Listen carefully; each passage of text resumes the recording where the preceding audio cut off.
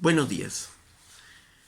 Decíamos la semana pasada que el perdón de los pecados era uno de los temas centrales del cristianismo.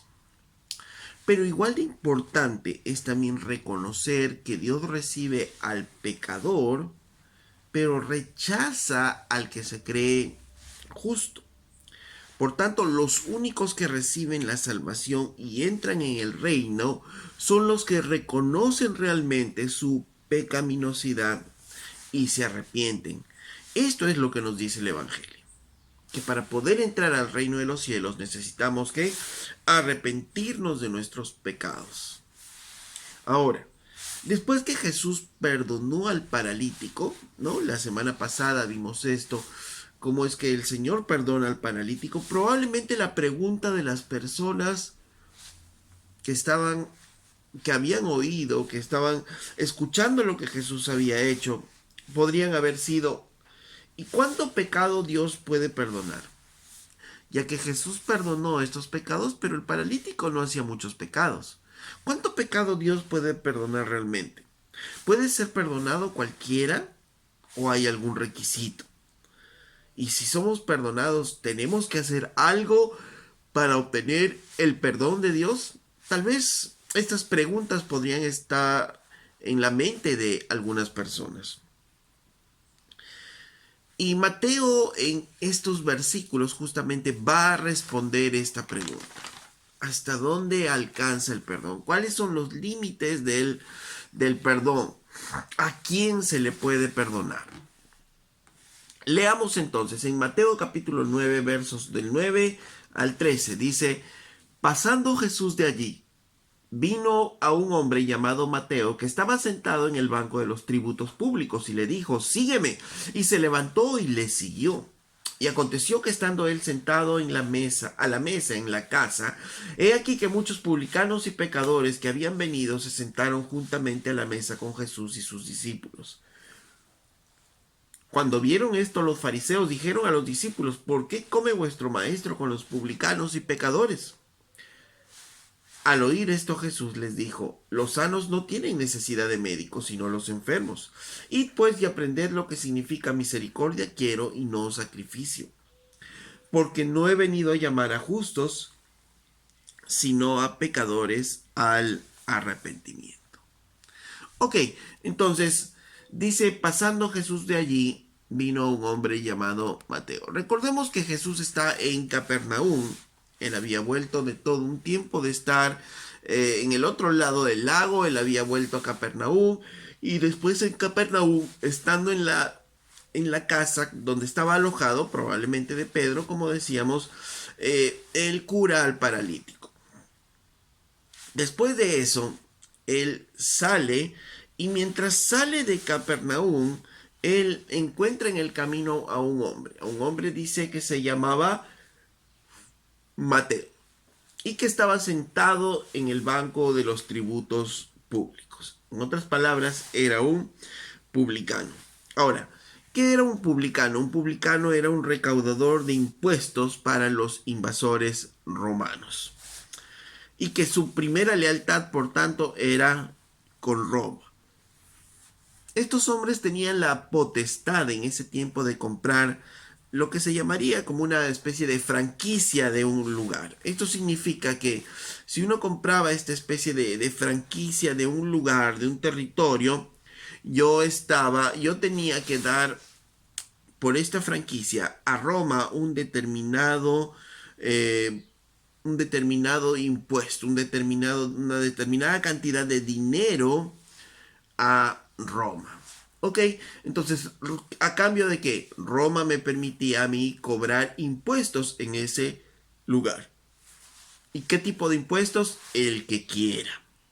Yo podía grabar de parte del imperio sobre lo que quiera. Y me respaldaba el ejército del imperio romano. Entonces, de esa manera, Roma se aseguraba tener un dinero constantemente fluyendo hacia sus arcas, y el recaudador de impuestos tenía que recaudar este dinero. ¿Podía recaudar más dinero? Sí, Roma se lo permitía. y el dinero en exceso que recaude eran las ganancias de él. Entonces, muchos hombres empezaron a obtener estas especies de franquicias y a recaudar dinero para Roma. Pero al momento de recaudar dinero para Roma, como no tenían límites, entonces ellos ponían impuestos a todo y empezaron a sacar dinero del pueblo y aún más dinero para que ellos puedan enriquecerse. La mayoría de publicanos eran hombres adinerados, eran hombres ricos, porque obviamente se quedaban con el dinero del pueblo, con el dinero de los impuestos. Por estas razones, un publicano era considerado ante el pueblo judío como un traidor, ¿no? Como un traidor de su propio pueblo, e inclusive era una persona despreciada por el pueblo judío. Pero a su vez eran despreciados no solo por el pueblo judío, sino también por el pueblo romano. ¿Por qué? Porque obviamente los veían como traidores igual de su misma patria y vendidos por un determinado dinero. ¿Ok?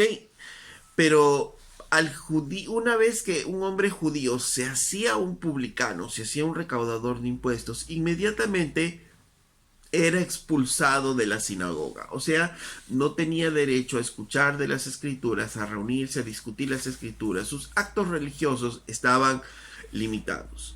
Así como cuando un judío se hacía un publicano, no podía tener comunión con otros judíos. No, estaba prohibido esa comunión. ¿Por qué? Porque era un hombre despreciable, era un ser despreciable. Estaba considerado junto con los bandidos, junto con los ladrones, los delincuentes. Era considerado así este hombre. Era considerado como si fuese un animal inmundo al que no se le podía tocar, ¿no? A ese punto era como veían los judíos a los recaudadores de impuestos. ¿Y por qué tanto desprecio? Es que los recaudadores de impuestos te podían poner impuestos por lo que sea. Por decir, si eras un viajero y estabas cruzando por ahí, podía poner impuesto a tu burro, podía poner impuesto a la carga que llevabas, impuesto a los sirvientes que podías tener, ¿no? Impuesto para todo. Si eras comerciante en un barco, te ponía impuesto al barco, impuesto al muelle donde desembarca tu barco, impuesto al negocio mismo que estás teniendo. O sea, no había límites, podía ponerte impuestos en todo. Y esto era pues considerado despreciable, traicionero por los judíos. ¿Y por qué entonces para un judío se hacía publicano? ¿Por qué podía hacerse si se jugaba tanto? ¿No? Era despreciado por su pueblo, era despreciado aún por los romanos, ya no podía tener una comunión con sus compatriotas, su familia era despreciada. ¿Por qué es que un hombre judío podía hacerse publicano? ¿Qué ventajas le daba al publicano? Pues la única forma como es que un judío puede hacerse publicano era porque su amor al dinero estaba por encima de su amor a su propio pueblo y aún a Dios. Ellos estaban dispuestos a perder todo, el honor, la fama, la reputación, sufrir desprecio, con tal de tener dinero. Mateo, por tanto, era un hombre de estos. Mateo era un hombre idólatra. ¿Por qué? Porque amaba el dinero más que todo, el honor, más que su propio nombre. ¿Por qué? Porque Mateo era un hombre codicioso.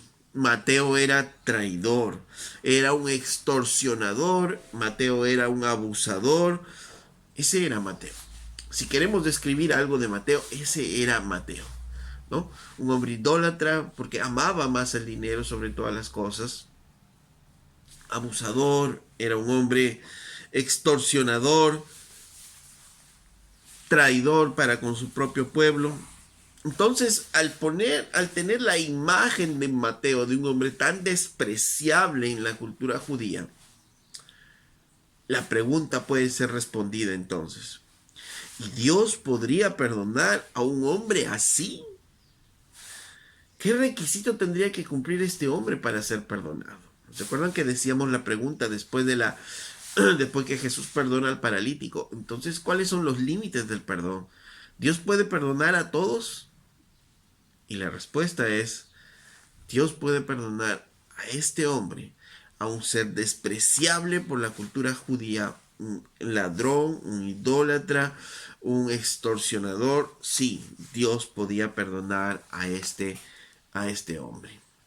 Y de todas las personas que estaban en el lugar, Jesús se fija en Mateo.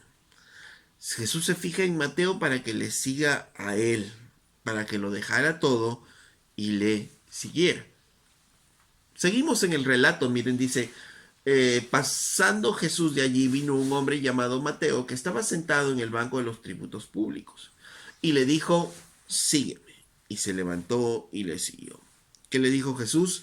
Sígueme. No intercambió palabras, no le dio mayores razones, no le explicó, simplemente le dijo, sí. Estaba llamándole a él, ¿para qué?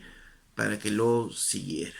Y ese sígueme era un imperativo, ¿no? Estaba un imperativo en tiempo presente, es decir, sígueme ahora, no más tarde, no en el futuro, no cuando tengas tiempo, no después que hayas consultado a alguien, no después que hayas visto tus finanzas, no.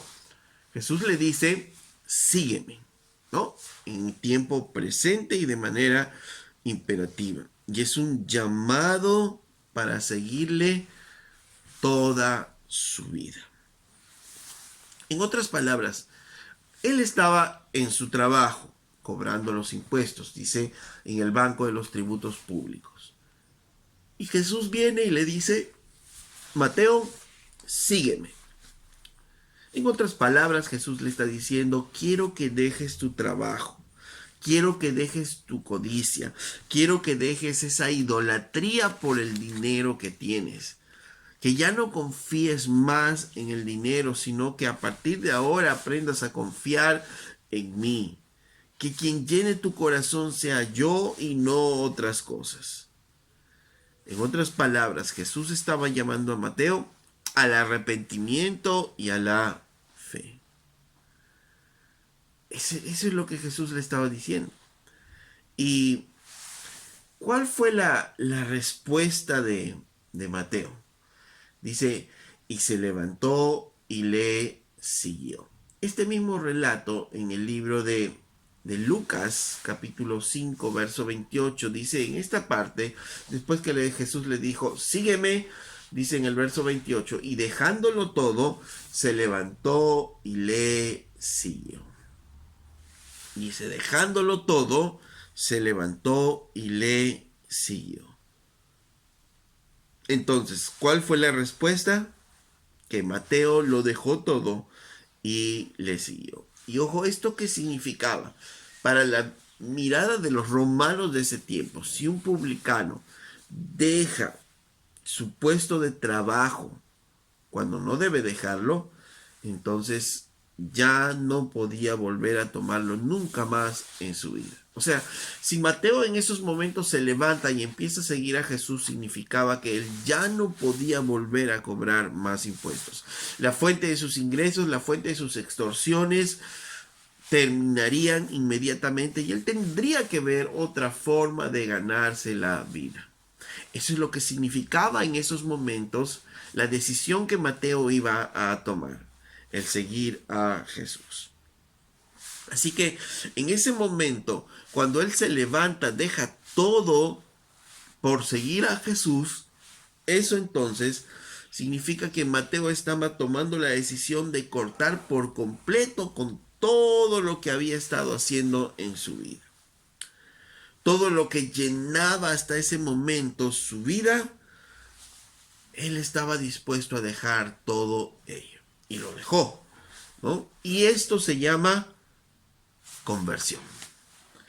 Estamos viendo a un hombre que se ha convertido al Señor y el efecto que produce esta conversión al Señor. La conversión es un cambio radical. ¿En qué? La conversión es un cambio radical en cómo vemos la vida como fruto de un corazón que realmente se arrepiente delante de Dios. Nuestra perspectiva de vida cambia la forma como vemos las cosas cuando nos hemos realmente convertido al Señor. Cuando Jesús le dice a Mateo, sígueme, Mateo entendió que era 1000 veces mejor seguir con Jesús que seguir engordando su cuenta bancaria. Él lo entendió así, ¿no? Y tal vez por primera vez Mateo encontró algo que llenó su vida, algo que tenía más valor que todo lo que él había atesorado hasta ese momento. Durante mucho tiempo, el dinero era el todo. Estaba, inclusive recuerden que Mateo se había ofrecido para ser un publicano y por tanto el dinero estaba por encima de su nombre, por encima de su reputación, por encima de su honor, por encima de su familia y aún por encima de Dios mismo. ¿Hasta cuándo? Hasta que encontró a Jesús. La conversión es esa justamente. El convertirnos al Señor, ¿qué significa? Que nuestro pensamiento, nuestra perspectiva de vida cambia porque nuestro corazón ha cambiado.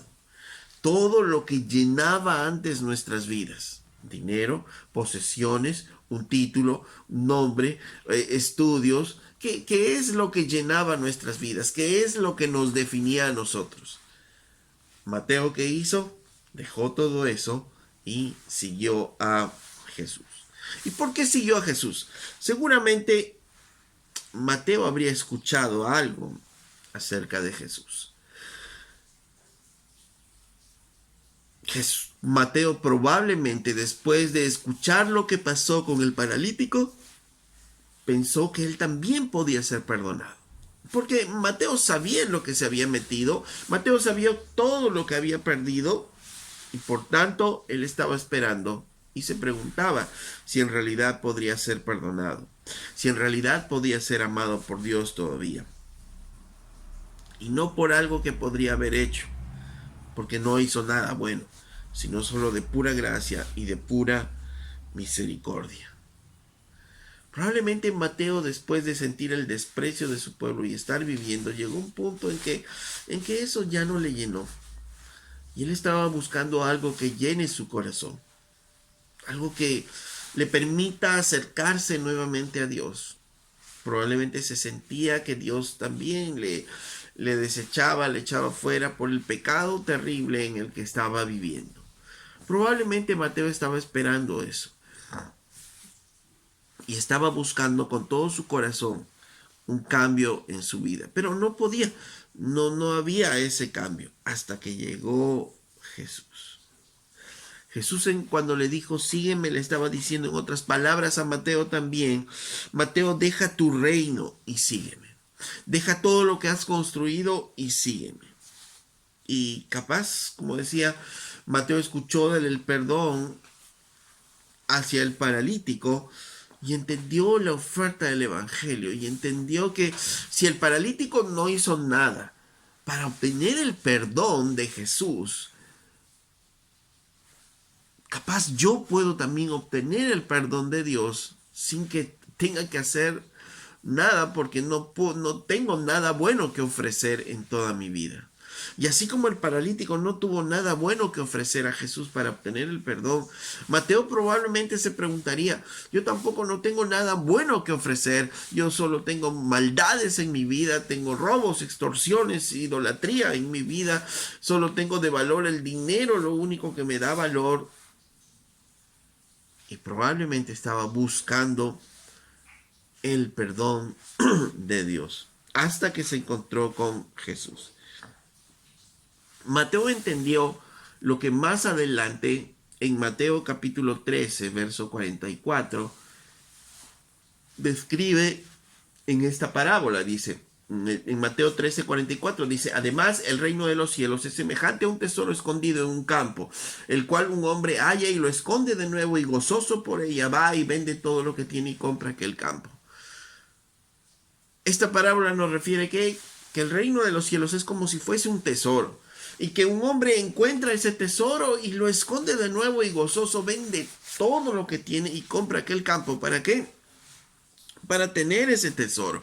Y eso es lo que ocurre con Mateo. Mateo puede dejar todo porque él encuentra un tesoro más valioso, un tesoro que llena toda su vida, un tesoro que define su existencia. Ese tesoro es Jesús. Y esta es la conversión. Este es el proceso de conversión. Realmente cuando en nuestros corazones Jesús llena todo, ocupa todas nuestras vidas, ocupa todo lo que somos nosotros. A veces el día de hoy se piensa que la conversión es un llamado al altar. Yo hago la oración del pecador y le pido a Jesús que entre en mi corazón y listo, ya soy cristiano. Pero así no define la Biblia la conversión.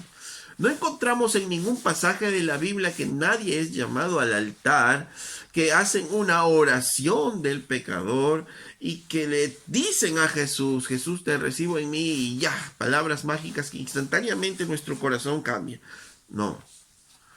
La conversión que la Biblia nos muestra es lo que le pasa a Mateo, lo que sintió Mateo, que antes algo era valioso en su vida, pero que en un momento todo lo que antes tenía, perdió su valor, perdió su encanto. ¿Por qué? Porque la gloria del Señor cautivó su corazón, porque Jesucristo cautivó su corazón.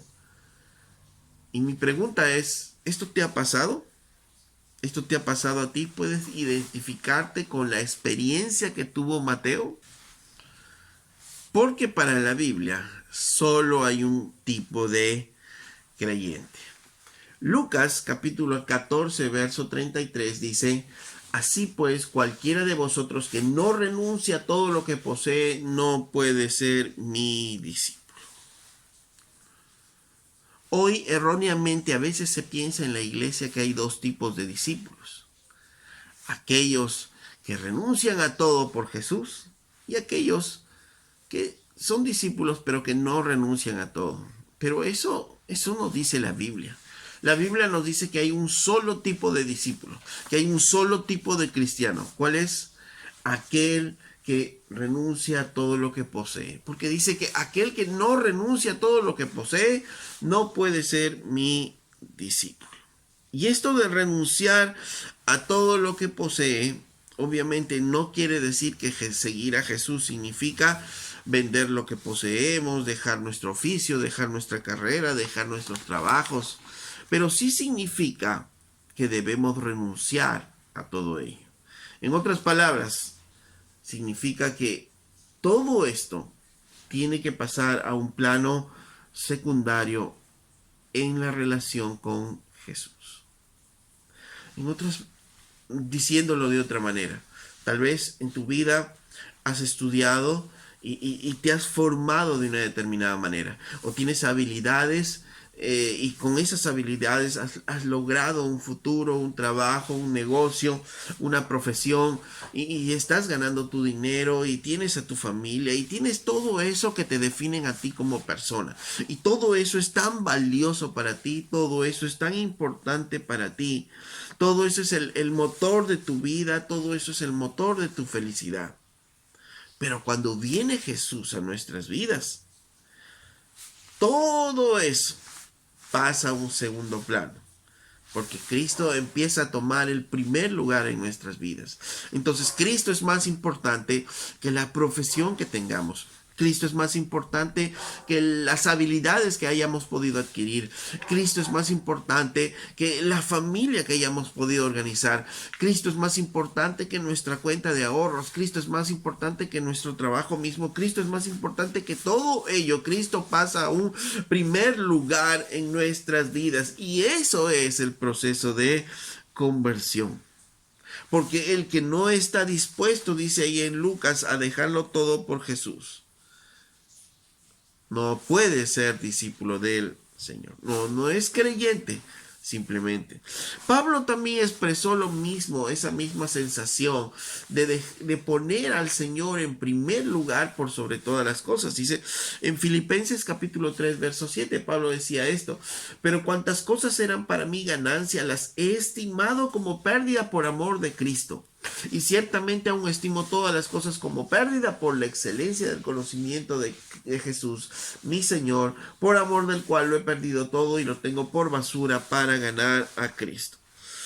Y no es que Pablo desechó todo eso, porque acordémonos que cuando Pablo está hablando eso, Pablo está diciendo: yo soy del linaje de Israel, soy benjamita, hebreo de hebreos, en cuanto a la ley fariseo, en cuanto al celo perseguidor de la iglesia, en cuanto a justicia irreprensible. Dice, para él, ¿qué es lo que Pablo había construido en su vida? Una vida recta, una vida en la cual tenía una buena fama, era israelita del linaje y todo esto era importante para su vida y todo esto lo definía a él como hombre. Pero cuando vino Jesús, él dice que todo eso pasó a un segundo plano. Todo eso, dice, lo obtuvo por basura. ¿Por qué? Por tener el conocimiento del Señor. ¿Por qué? Porque Jesús había tomado el primer lugar en su corazón, en su vida. Y podía él dejarlo todo. Dejar todo a un costado por amor de Jesús. Por conocerle más y más a él. Y mi pregunta es: ¿hemos tenido la misma experiencia con el Señor? Que estamos dispuestos, que estuvimos dispuestos y estamos dispuestos a dejar todo eso que vivimos, que construimos a un lado por buscar a Jesús. Y aún ahora, en el tiempo presente, todo eso lo dejamos a un lado por buscar de Jesús, por conocer más a Él, porque Cristo ocupe un primer lugar en nuestras vidas. O todo ello sigue ocupando un primer lugar en nuestras vidas y Cristo una prioridad más baja. ¿Qué prefieres tú, tu trabajo o el tiempo de comunión con Cristo? ¿Qué prefieres tú? ¿Un tiempo de estudio o un tiempo de estar en comunión con Cristo? ¿Qué es lo que prefieres? ¿Un tiempo de familia o un tiempo de pasar con Cristo? ¿Qué es lo que prefieres?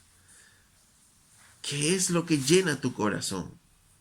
Si tienes tu cuenta bancaria vacía, ya no estás feliz, ya no estás gozoso, has perdido toda alegría en tu vida. ¿Qué es lo que llena tu vida realmente? ¿Qué es lo que te hace feliz? ¿Qué es lo que hace que puedas tú vivir día a día? ¿Qué es el motor de tu vida? ¿Tu familia, tus hijos o es Cristo mismo? ¿O es Cristo el motor de nuestras vidas? ¿Es Cristo lo que nos alienta a seguir y a vivir diariamente? ¿O es Cristo el que nos lleva a vivir cada día de nuestra vida emocionados cada día por lo que Dios va a hacer en nuestras vidas? ¿Eso está haciendo Cristo en nuestras vidas? ¿Esto es lo que Cristo está haciendo en tu vida?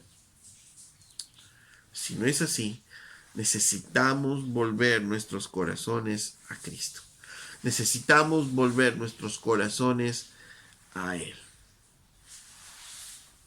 Cristo vino, recordemos, a salvar lo que se había perdido. Cristo vino a transformar pecadores para convertirlos en seguidores suyos. Eso es lo que vino Jesús. Y nos tomó a nosotros. ¿Para qué? Para hacer de nosotros seguidores de Él. Decíamos la semana pasada, Él no pone parches, Él hace las cosas de nuevo. Él hace las cosas nuevas. En Cristo Jesús somos nuevas criaturas. Por tanto, vino a convertirnos, porque es la palabra conversión, a convertirnos de pecadores que éramos, ¿a qué? A seguidores suyos. ¿Qué significa conversión, por tanto? Es transformar los pecadores que éramos en seguidores de Jesús. Es la experiencia de Mateo. Era un pecador y se transformó en un seguidor. Convertirse no es: yo era un pecador y ahora sigo siendo un pecador que quiero seguir a Jesús con todo y mi pecado. No, eso no es conversión. Eso es tal vez simpatía por Jesús, nos anhelamos, nos gusta, pero eso no es una verdadera conversión. La verdadera conversión es: dejo mi pecado atrás y empiezo a ser discípulo de Jesús, a ser seguidor de Jesús. Esa es la verdadera conversión que la Biblia nos muestra. Ok, volvemos entonces a Mateo capítulo 9, en el verso 10. ¿Qué pasó? Después que Mateo le siguió, miren, dice: y aconteció que estando él sentado a la mesa en la casa, he aquí que muchos publicanos y pecadores que habían venido se sentaron juntamente a la mesa con Jesús y sus discípulos. Al parecer, Mateo quiere honrar a Jesús y hace una cena en su casa. En Marcos capítulo 2, verso 15, nos amplía un poco esto y dice: aconteció que estando Jesús a la mesa en casa de él, o sea, Mateo lo lleva a su casa, muchos publicanos y pecadores estaban también a la mesa juntamente con Jesús y sus discípulos, porque había muchos que les había seguido. ¿Por qué? Porque Jesús fue y llamó a Mateo, y Mateo, dice, organizó una especie de banquete para Jesús y llamó a quienes. ¿Cuáles eran los amigos de Mateo? Mateo no tenía otros amigos más que cobradores de impuestos. Recuerden que él no podía tener comunión con los judíos. No, entonces, ¿quiénes eran los únicos? Los romanos mismos lo despreciaban. ¿Con quién era su círculo? Eran otros recaudadores de impuestos. Por eso dice que él se rodea ese día y estaban juntos en la mesa con muchos publicanos y muchos otros pecadores también, porque los que se asociaban a los publicanos también eran pecadores de diversa índole. Y entonces ellos también fueron buscando a Jesús. Fueron buscando lo que ofrecía Jesús: el arrepentimiento de sus pecados, el perdón de sus pecados. ¿Y por qué organizó Mateo este banquete para Jesús? Porque es parte de la respuesta de todos. Cuando alguien conoce ese tesoro y encuentra a Cristo, naturalmente está buscando que otras personas también puedan conocerle a Él. Esto es lo que llamamos y vemos como el evangelismo. ¿Y cuánto Mateo sabía? No sabía nada, no sabía mucho, no sabía ni hablar, no conocía nada de Cristo. Solo él conoció que Dios le perdonó, que le dijo sígueme, que el mismo Dios le estaba diciendo sígueme, y estaba contento, estaba gozoso, y entonces hace un banquete y llama a sus amigos diciéndole también: vean y conozcan a aquel que me dijo que le siga, yo he dejado todo por él, ¿no? Y empieza a llevar a otros también a Jesús. Eso es lo que es el evangelismo.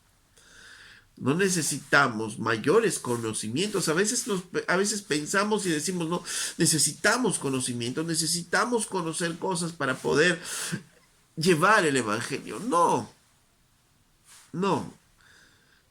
Desde lo más simple, el poder compartir lo que Dios ha hecho con nosotros, ya empezamos el proceso de evangelizar a otros. Ok, Mateo quería compartir con otros entonces el tesoro que había encontrado en Jesús. Ahora, obviamente esta escena era muy chocante para los fariseos y escribas que también estaban por ahí. Porque un fariseo no entraba en la casa de un publicano. Recuerden, toda comunión había sido rota. Y bueno, está bien que los publicanos quieran estar con Jesús, pero que Jesús vaya a la casa de un publicano y esté rodeado en la mesa con toda esa gente, con todos esos ladrones, estafadores, con toda esa gente despreciable. Entonces ellos preguntan: ¿cómo es posible que Jesús haga esto? En el verso 11 dice: cuando vieron esto, los fariseos dijeron a los discípulos: ¿por qué come vuestro maestro con los publicanos y pecadores? ¿Cómo es posible que él haga eso? ¿Por qué? Porque en sus corazones, en sus pensamientos, ellos están diciendo: si Jesús fuese un enviado de Dios, acordémonos que Jesús había mostrado que él curaba enfermos, que él echaba fuera demonios, que la naturaleza le obedecía y que hace poco él había dicho al paralítico que le perdonaba sus pecados y que él daba muestra de que él podía perdonar pecados a través de la sanidad que trajo sobre el paralítico. ¿Ok? Entonces, todos se quedaron boquiabiertos y todos se quedaron con esa escena, que él podía perdonar pecados. Y entonces, si ellos pensaron ahora, pero si este en realidad fuera un enviado de Dios, él no estaría sentado con estos hombres. Si él en realidad fuese un enviado de Dios, no podría estar sentado a la mesa con estos hombres. Son publicanos, son traidores, son ladrones, son extorsionadores. Es lo más vil del pueblo, es lo más bajo del pueblo. ¿Y cómo va a estar rodeado de este tipo de personas? Estos fariseos, estos escribas y fariseos conocían mucha teología tal vez, pero no entendían acerca de algo, acerca de la misericordia y la gracia de Dios. No entendieron, no entendían esto. Y por eso Jesús les responde también a ellos. Porque en la mente de los judíos o de estos escribas y fariseos, probablemente sería si es que Jesús fuese un enviado de Dios, no estaría rodeado de ellos, estaría rodeado de nosotros los fariseos. Estaría rodeado de nosotros, aquellos que vivimos sin pecado, aquellos que vivimos para Dios. Él estaría rodeado de nosotros, no de estos hombres. Pero es que ellos no entendían la misericordia de Dios. No entendieron la misericordia y la gracia de Dios. Y muchas veces en la iglesia también es así. Podemos tener mucho conocimiento. Y no es que sea malo el conocimiento, no, al contrario, es bueno. Pero el problema es cuando tenemos conocimiento y no conocemos de la gracia y la misericordia de Dios. Dice en el verso 12, al oír esto les dijo, los sanos no tienen necesidad de médicos sino los enfermos. Id pues y aprended lo que significa misericordia quiero y no sacrificio, porque no he venido a llamar a justos, sino a pecadores al arrepentimiento. Jesús se rodeó de estos hombres porque era obviamente parte de su misión. Y esto es lo que está diciendo el Señor. Lo primero, le responde, Jesús sabía que estos hombres no conocían la misericordia ni el perdón, que había maldad en sus corazones, no querían verlo a Él como lo que era, como el Hijo de Dios, no querían verlo a Él. Entonces Jesús, sabiendo todo eso, le responde a ellos y les muestra por qué Él está sentado con pecadores, por qué Él está dándole la mano a un Mateo, por qué. Y les muestra una razón lógica, les demuestra con las escrituras y con la autoridad que él tiene, también les muestra por qué él está ahí. Él no les dejó sin contestar esa pregunta. Ellos preguntaron, ¿cómo es posible que tu maestro se siente a la mesa con ellos? Le preguntaron los fariseos a los discípulos. Entonces, Jesús oye esto y les dice, ¿no? Los sanos no tienen necesidad de médicos, sino los enfermos. Primero, Jesús apela a su lógica humana y les decía, ¿no es lógico que un médico esté rodeado de enfermos? ¿Eso no es lo lógico acaso? Un médico que está rodeado de pura gente sana no está cumpliendo su propósito. No tiene sentido que un médico esté rodeado de gente sana. El médico está rodeado de enfermos. Por eso le dice, los sanos no tienen necesidad de médico, sino los enfermos. Los enfermos son los que tienen necesidad de médico. Y está diciéndoles a ellos, entonces, ¿ustedes pueden reprender a un médico porque está rodeado de enfermos? Y ellos sabían hacia dónde iba Jesús. Pero quería mostrarles Jesús a ellos que el primer paso para ser salvados es reconocer que necesitaban ser salvos. Así como el enfermo necesita reconocer primero que necesita ser sanado para buscar la ayuda del médico, porque el enfermo que no reconoce su enfermedad no va a buscar la ayuda del médico, es más, se va a correr, no va a reconocer su enfermedad y no va a querer que un médico lo examine y se va a correr. Lo primero es que el enfermo tiene que reconocer: si estoy enfermo necesito la ayuda de un médico. Y esta era una condición terrible que los fariseos no se daban cuenta. No se daban cuenta que ellos también eran enfermos y que necesitaban a un médico. Pero Mateo y los otros publicanos no. ¿Por qué comieron con Jesús? Mateo dejó todo y les dijo a ellos: ¿saben qué? Yo he encontrado un tesoro más grande que todo esto que hemos acumulado, que es el perdón de Dios. Y los otros compañeros, ¿por qué fueron a la cena con Jesús? Porque empezaron a buscar también ellos. Empezaron a buscar el perdón, empezaron a buscar eso que llenó el corazón de Mateo, porque entendieron que nada de lo humano, nada de tesoros podía llenar sus corazones. El día de hoy vemos lo mismo. Muchas personas que ganan muchísimo dinero, y aquí encontramos a jugadores de deportes, a artistas del cine, de la televisión, que se llenan de dinero pero que ya no encuentran satisfacción en las cosas que tienen y empiezan a buscar esa satisfacción en otras cosas: alcohol, drogas, y muchos terminan en suicidio porque no encuentran eso que llene sus corazones. Mateo encontró aquello que llenaba sus corazones, pero los fariseos aún no habían encontrado ellos. No entendieron que estaban enfermos y que necesitaban la ayuda de el médico. Entonces, si es que la persona necesita reconocer que está enferma para buscar la ayuda del médico, uno entonces puede preguntarse: ¿Dios puede perdonar todo tipo de pecados? ¿Hay pecados mucho más grandes que Dios no pueda perdonar? Bueno, y la respuesta es simple: Dios perdona todo tipo de pecados. Mateo era un ser miserable a la vista de los judíos y Dios le perdonó. Y esto nos lleva, entonces, ¿cuál es el pecado más grande de un ser humano? Si no es robar, si no es mentir, ¿qué es el pecado más grande? El pecado más grande es asesinar. El pecado más grande es violar a un menor. Esos sí son pecados más grandes. Esos sí son pecados que debe ser difícil perdonar. Tal vez nos preguntamos, tal vez nos decimos: no. El pecado más grande, Jesús mismo lo dijo en Mateo capítulo 22, verso 35, cuando a él le preguntaron acerca de la ley.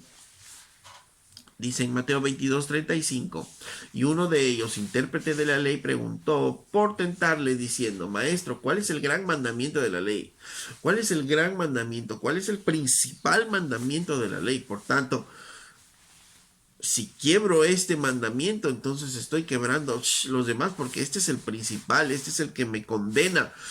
Este mandamiento, este pecado es el que me condena. Si es un mandamiento tan importante, si yo peco contra ese mandamiento, entonces me condeno.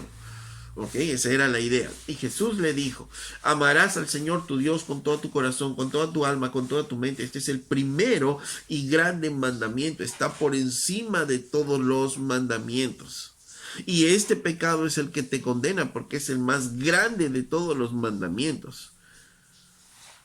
Y el segundo semejante es amar a tu prójimo como a ti mismo. ¿Quieres decir, hermano, que matar a una persona es menos pecado que no amar a Dios con todo tu corazón, con toda tu alma y con toda tu mente? Sí, porque el principal, el más grande mandamiento es ese. ¿Quieres decir que la violación a un menor el pecado, el horror de ese pecado es menor a no amar a Dios con todo el corazón, con toda la mente, con todas las fuerzas? Así es. Eso es lo que la Biblia nos está diciendo.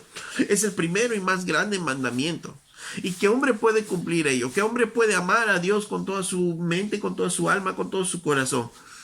¿Qué hombre puede cumplir? ¿Qué hombre pudo cumplirlo? Ninguno. Ninguno. Y peor todavía aún, amar al prójimo como a uno mismo. Jesús dijo, este es el más grande mandamiento, el primero y el más grande de todos los mandamientos. Por tanto, el que peca en esto ya es condenado.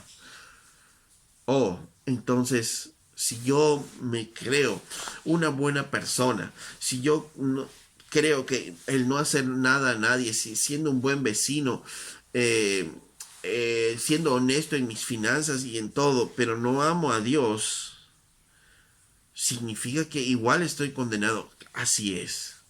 Porque de nada me sirve lo otro si es que estoy incumpliendo el más grande de todos los mandamientos, el primero y más grande de todos los mandamientos. Amar al Señor tu Dios con todo tu corazón, con toda tu alma y con toda tu mente. Y amar a tu prójimo como a ti mismo. O sea, si no hago esto, de nada me sirve lo demás. Entonces, ¿y por qué es importante eso? Porque cuando yo reconozco esto, entonces reconozco que, necesito ayuda de un médico, estoy enfermo. Si no puedo hacer esto, por más que pretenda vivir una vida moralista buena, si no puedo amar a Dios por sobre todas las cosas, entonces necesito la ayuda del médico. El enfermo necesita reconocer que tiene necesidad de médico para ir justamente al médico. Y esto es lo que Jesús les dice. ¿Saben por qué estoy aquí con ellos? Porque el médico está con los enfermos, no con los sanos. Apela a su lógica humana. Pero no solo apela a su lógica, sino Jesús apela ¿a qué? Apela a las escrituras mismas. Y les dice, id pues y aprended lo que significa misericordia quiero y no sacrificio. Les dice Jesús irónicamente a ellos, vayan, aprendan lo que las escrituras están diciendo, que misericordia quiero y no sacrificios. Jesús está tomando estas escrituras de Oseas capítulo 6 y les está diciendo, vayan, y pues y aprender lo que dicen las escrituras, que misericordia quiero y no sacrificios. ¿Qué es lo que significa esto, fariseos? ¿Qué es lo que creen que esto significa? ¿Esa escritura tiene algo que ver con ellos?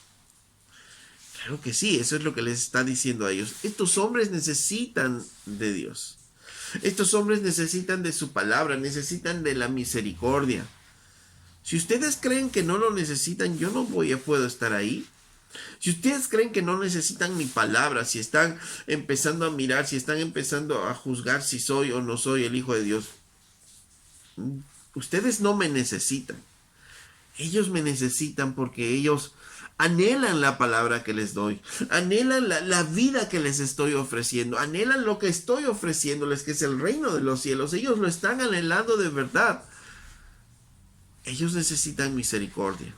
Ustedes pretenden comprar el sacrificio, los rituales que hacen y una vida perfecta delante de Dios y creen que por estar orando públicamente, que por estar dando de repente el dinero de lo que les sobra, con eso Dios se contenta. No, les está diciendo, aprender de esto, ir y aprender qué significa misericordia quiero y no sacrificio. Porque lo que estoy haciendo es la misericordia con ellos.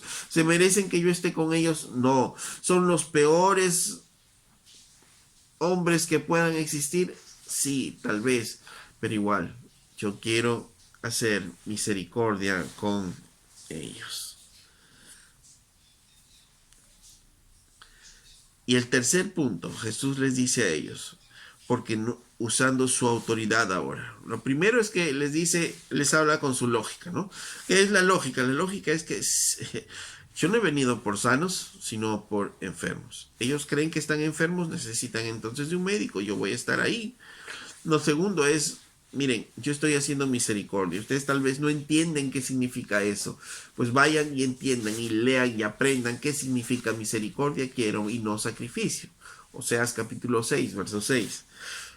Y el tercero es, porque yo tengo autoridad y como autoridad dice, yo no he venido a llamar a justos, sino a pecadores al arrepentimiento.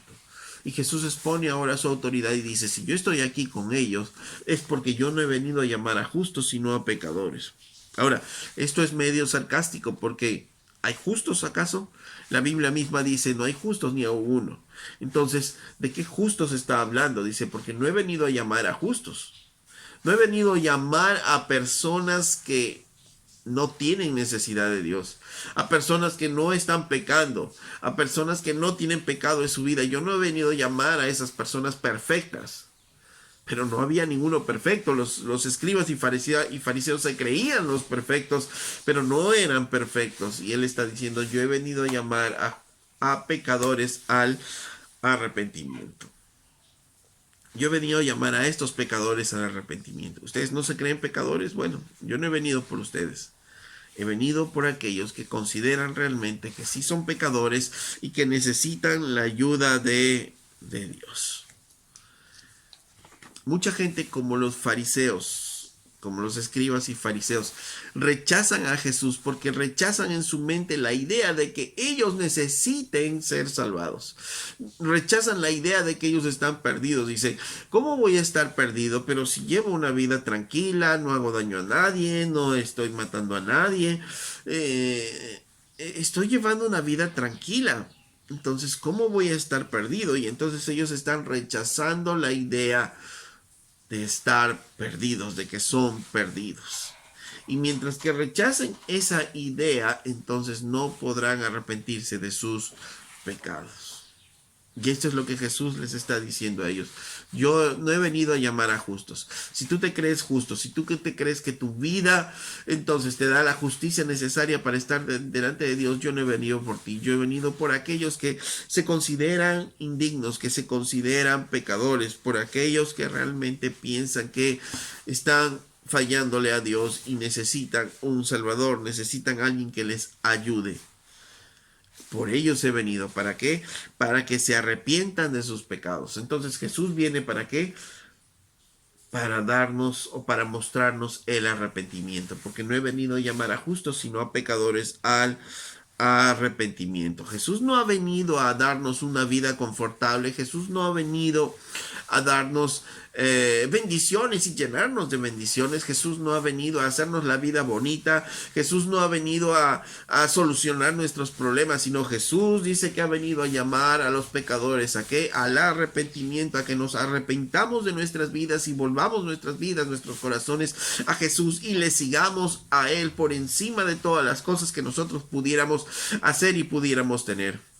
Entonces, quitémonos de nuestra mente ideas equivocadas de que Jesús ha venido aquí para quitar la pobreza, Jesús ha venido para quitar la enfermedad, Jesús ha venido aquí para hacer nuestra vida buena, para darnos y llenarnos de bendiciones. No, para eso no ha venido Jesús. Jesús vino aquí a nosotros, los pecadores, ¿para qué?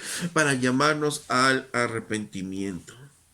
Y el mensaje de Mateo justamente es ese, en que necesitamos nosotros buscar del arrepentimiento, necesitamos buscar de Dios porque somos hombres, somos personas enfermas con el pecado y necesitamos de Jesús. Y cuando Jesús viene y sana nuestro corazón enfermo y llena todo nuestro ser como llenó el corazón de Mateo, nos queda ahora un trabajo. Mateo, ¿qué hizo? Convocó a todos los suyos y empezó a mostrarles a Jesús.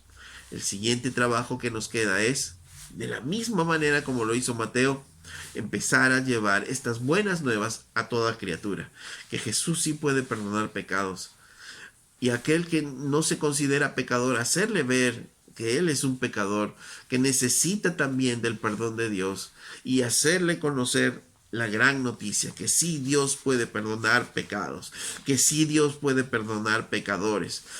Pero yo soy un gran pecador, Dios te puede perdonar. Pero es que yo tengo un gran pecado en mi vida, Dios te puede perdonar. Ese es el gran mensaje, esas son las buenas nuevas que como Mateo nos toca llevar a nosotros. Mateo también fue con quienes, con los otros despreciados de ese mundo, de ese momento, con los ladrones, con los extorsionadores, con toda esa gente que estaba ahí haciéndoles ver y diciéndoles, ustedes como yo también estamos enfermos de pecado y necesitamos perdón. Y si hay perdón, esas son las buenas nuevas, que sí hay perdón de pecados. Si nosotros nos arrepentimos, sí hay perdón, no hay pecado grande, no hay límite para ellos. Si nos arrepentimos realmente, Dios puede perdonar nuestros pecados.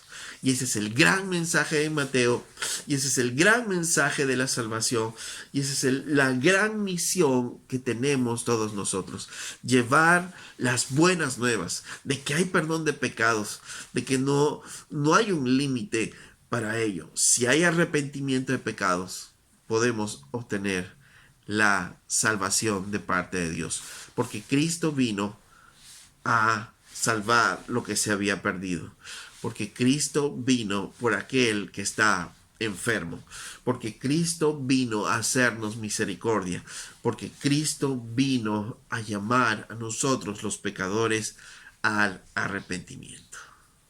Amado Padre, gracias, gracias Señor, porque como pecador, Señor, en mi vida, tú has traído salvación, Señor.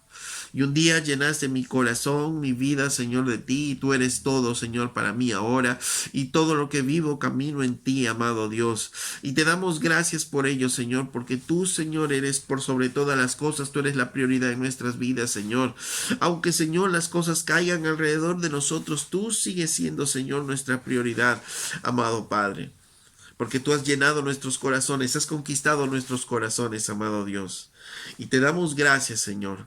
Y asimismo entendemos la misión que tenemos de parte de ti, de llevar a otros también estas buenas nuevas, que en ti hay perdón de pecados, que tú eres todopoderoso y suficiente, eres Rey y eres Dios como para perdonar todo pecado, Padre. Señor, te damos gracias a ti, amado Dios. Gracias por la obra que tú has hecho en nuestras vidas. En el nombre de Jesús. Amén. Vayamos entonces a proclamar el mensaje del Evangelio, la buena noticia a los pecadores, aquellos que realmente entienden que su pecado está destruyendo sus vidas. Hay perdón de pecados.